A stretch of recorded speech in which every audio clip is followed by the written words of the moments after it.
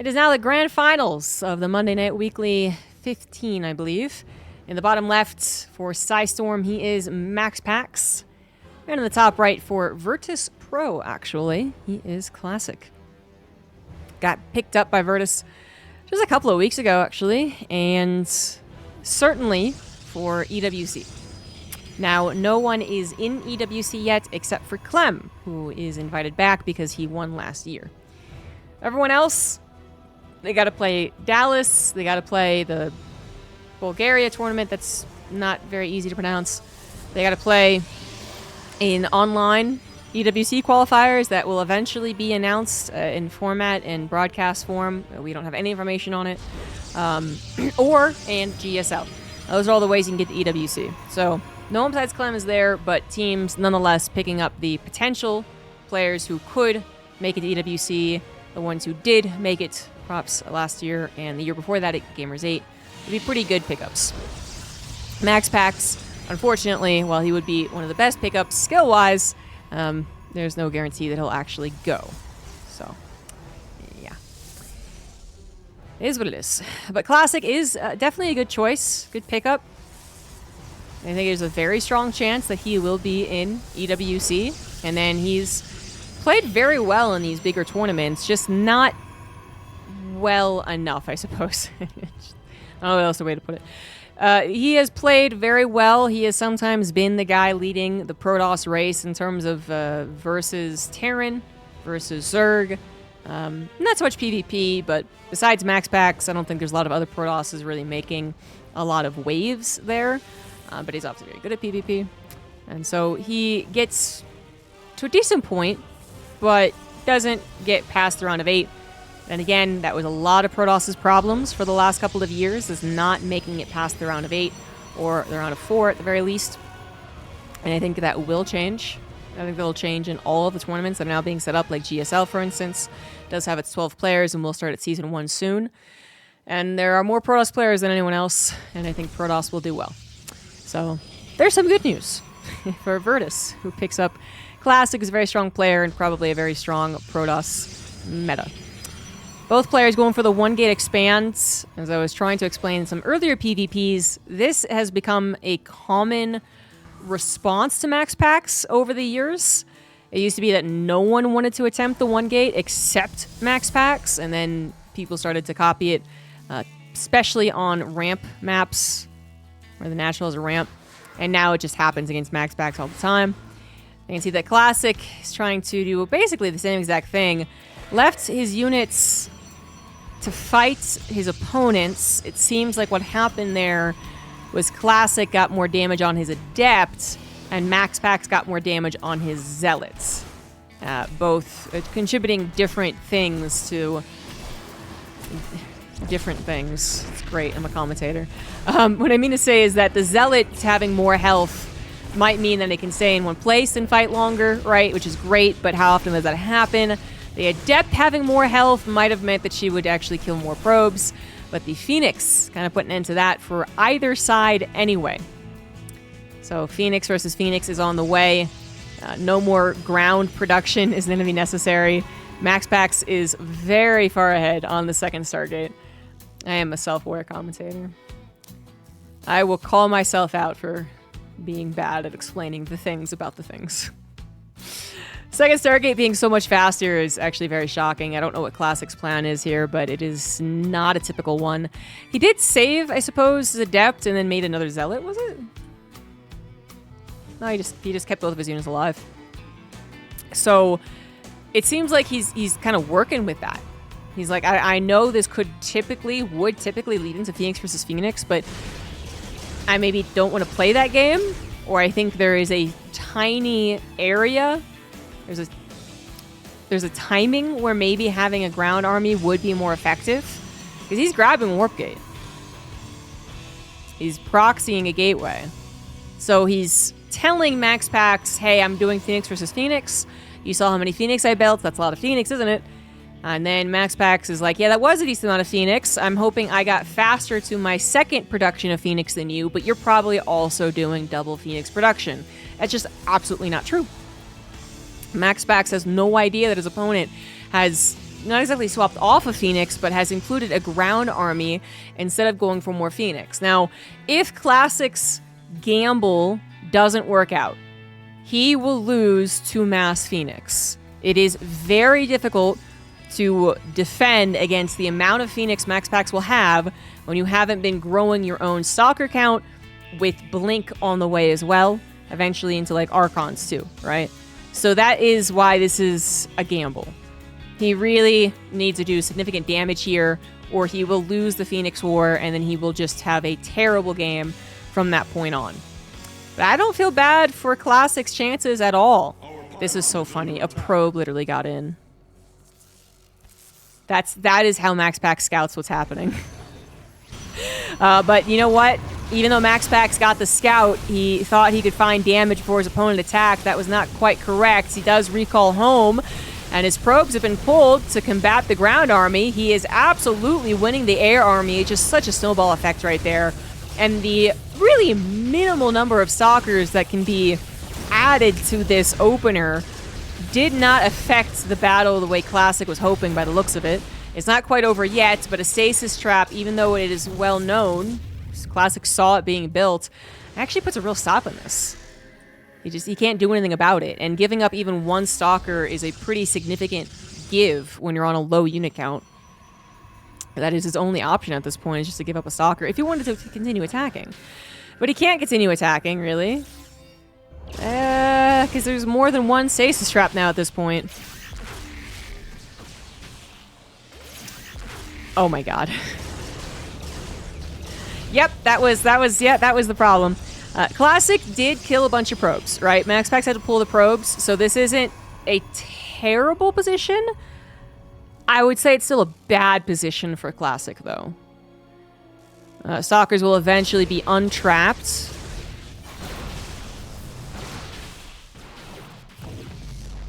And Phoenix is actually traded out for that.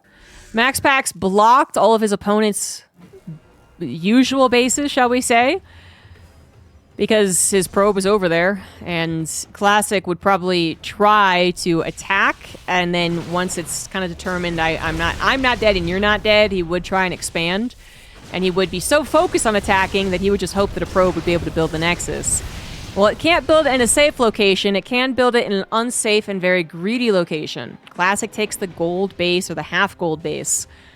The Classic also loses 6 probes. His blink has only just begun, and while the Phoenix count didn't actually grow that much more, MaxPax was concerned about the growing number of stalkers on his front door, so he started building Immortals and Void Rays. I still wouldn't mind seeing Phoenix being produced. But it is an odd game, isn't it? Arguably, Classic did enough damage, because he also cut the Phoenix count. And MaxPax, he's forced to turtle. You know, this is not an army that's going to leave anytime soon. And we actually have seen a game like this before. Not exactly like this, but we have seen a game. It was on that it looked like Golden Wall, but it wasn't, map. Maybe it was literally Golden Wall, actually. Anyway. El Dorado. Sorry, El Dorado. The new Golden Wall, excuse me. It was on El Dorado, and the Mass Void into Tempest did not end up working. But maybe this game it will?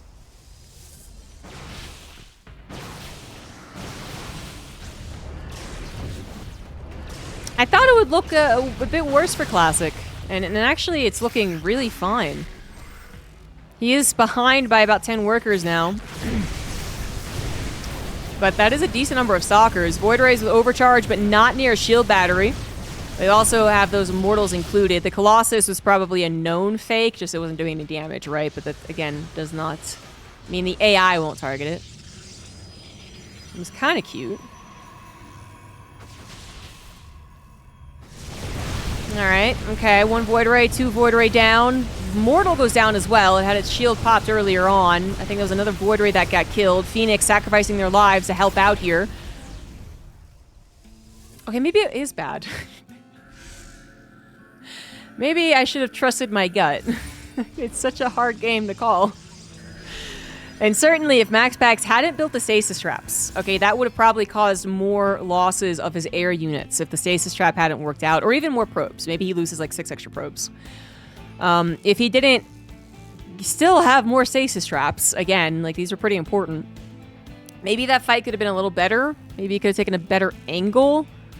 If MaxPax wasn't one of the only guys who ever gets practice in a game like this, I think Classic would have been in a better position. But MaxPax does have practice in games like this, although rare.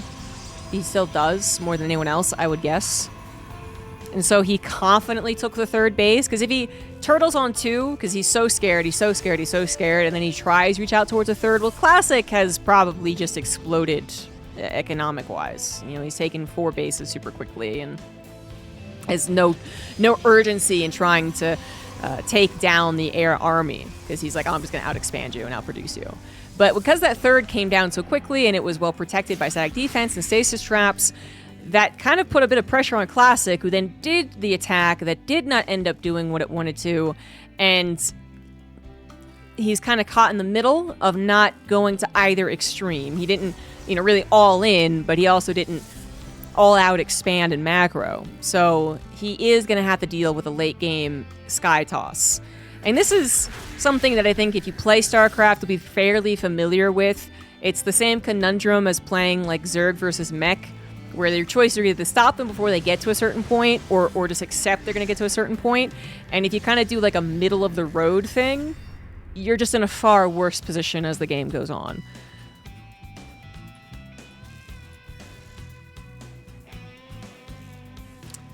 Interesting. 4th base, by the way, has been settled, saturated, defended. Classic's 4th was, I think, a little bit faster, but not enough. Again, had he decided not to attack and maybe MaxPax turtled more on 3 base? I don't know. I mean, I feel for Classic. I feel like Classic was supposed to have maybe a little more opportunity to end the game. And so I can't really say that he did anything wrong. It just does suck. What is this? No. Bad Classic. Someone get the water bottle. Someone get the spray bottle. What the fuck is this? This is Classic's base. Well, it's MaxPax's base, but it's Classic's base. He's gonna have flippin' energy recharge in proxy. What? Storms are effective against a very clumped up army, but this is a clumped up army that is over at least 1, maybe more shield batteries should be built to respond to this play.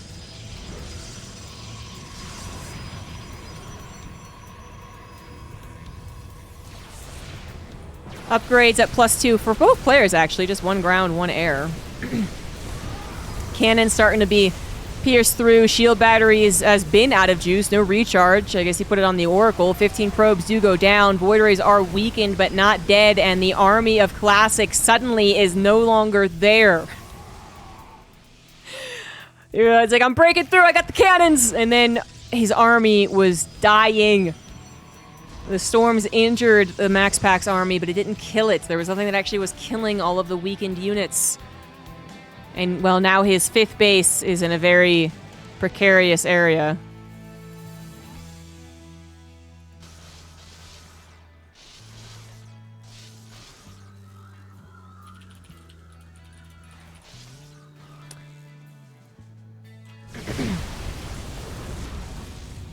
I think Classic is now out of ideas.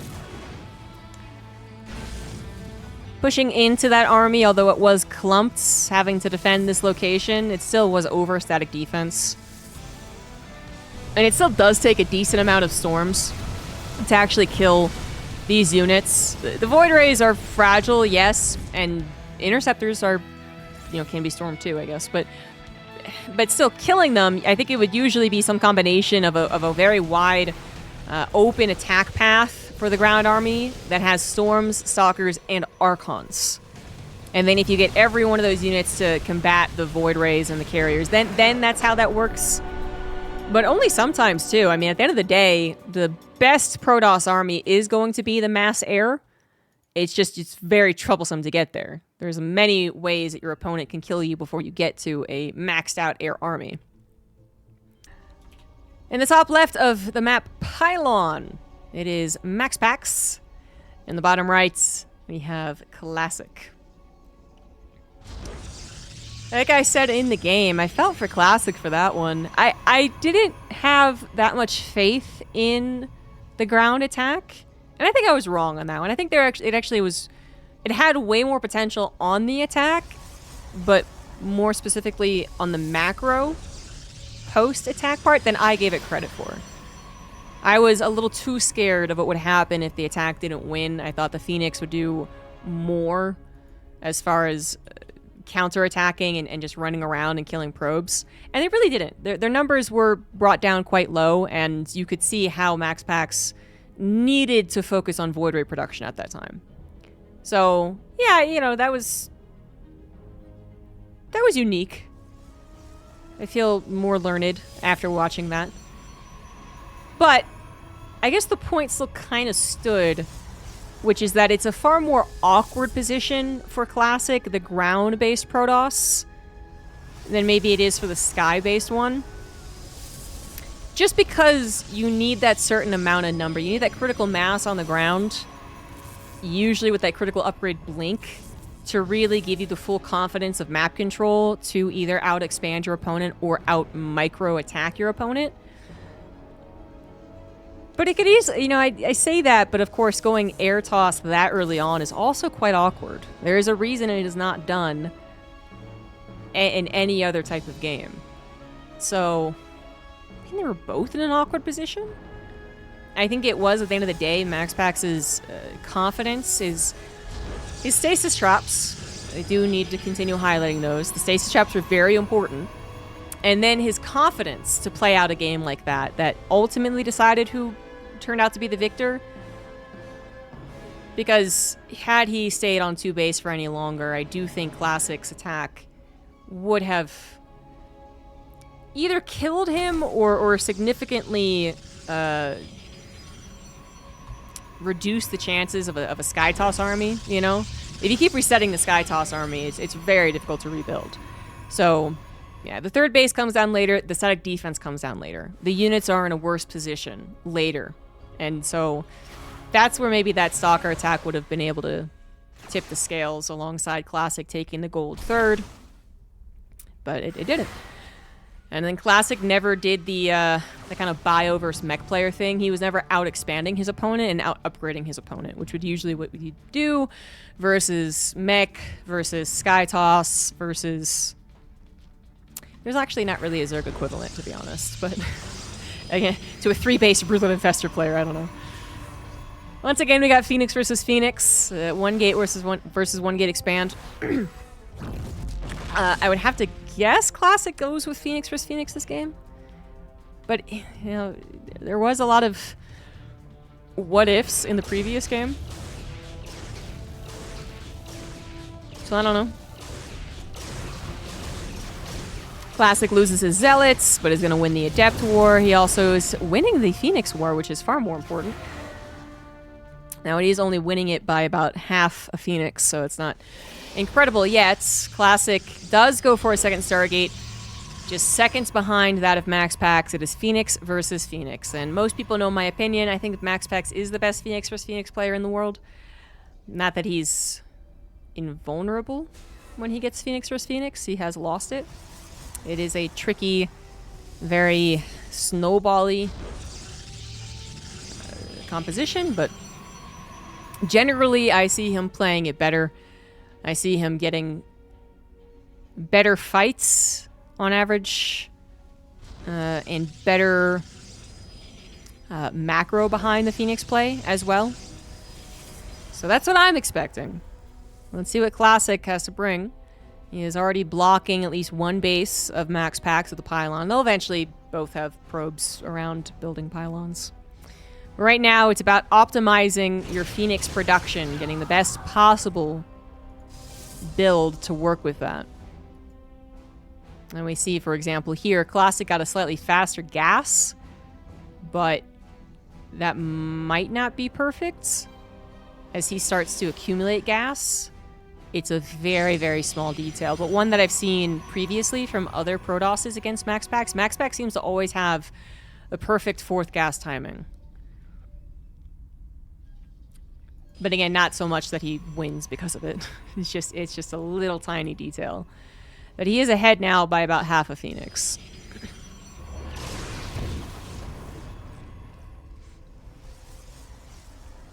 Sentry is being built by Classic, so that's... So maybe his fourth gas was intentional this time, whereas I think before I saw Hero do it and he didn't. He just ended up accumulating too much gas. So there was no reason to have that much. But he gets a Sentry. The Sentry Guardian Shield does affect air, so it does affect Phoenix battles. And Phoenix are, you know, they're two-shot unit. They shoot twice, so Guardian Shield's very effective with it. Sentries die quickly, but then to sacrifice one Phoenix to Graviton Beam is actually a real consideration for the battle. So this can sometimes be a difference maker, but probably not this time. Classic not expecting the Phoenix to be this far out. Did not have his Guardian Shield with the Phoenix. Also had one of his own Phoenix kind of drifting away from the rest of his, but they're still pretty damn even on it. MaxPax dives towards that Fleet Beacon much faster, though. So even though the Phoenix count actually still slightly in his favor, more importantly, he is going to get to the Phoenix range. Classic knows that's a timer. He should also be thinking about it. First, he was thinking about getting his Nexus, however. So now his third Nexus is a little bit faster than his opponent, but in a more dangerous area. Kind of. Maybe it's kind of pointless to talk about it when you're talking about Phoenix versus Phoenix battles. Does it really matter if you take the fourth instead of the third? It definitely mattered in a different Phoenix game we cast 2 weeks ago or something, where having your base so close to your opponent could be a problem, but I feel like this isn't really that much more vulnerable than this one in Phoenix versus Phoenix. I don't know. I don't think so. Fourth base already on the way for Classic anyway, so it'll look normal. MaxPax, again, prioritized the Fleet Beacon and the range upgrade. So his fourth Nexus is not going to be coming down anytime soon. But he has range ready. He should be sharking around for an engagement. Now, he doesn't know that his opponent isn't already also working on that range. He has limited scouting. And that maybe saves. Okay, I think he noticed actually in that fight. The only thing you can do when you are behind on range is to try and pounce on them. Try and get into your limited Phoenix range. Which is why Classic did kind of turn around to try and take the fight again, because there's really no other option. You can't run away from Phoenix once they've got you in their range, and you don't have the same range.